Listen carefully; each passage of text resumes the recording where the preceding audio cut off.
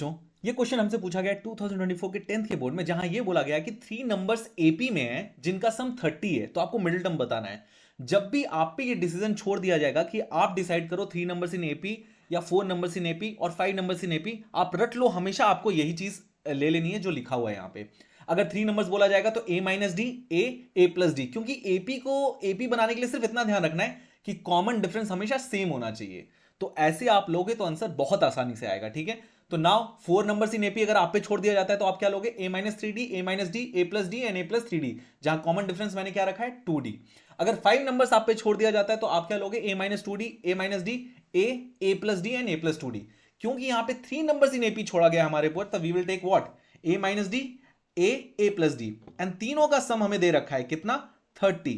So it will be what, a minus D plus A plus D, तीनों का sum is 30। So minus D and plus D will be gone. So 3a is equal to 30। तो a is equal to कितना आया, 10। हमसे यही तो बोला गया अगर 3 टर्म्स है a minus D, A plus D, तो बीच का टर्म बताओ। तो a कितना है हमारा 10। So the right option is 10।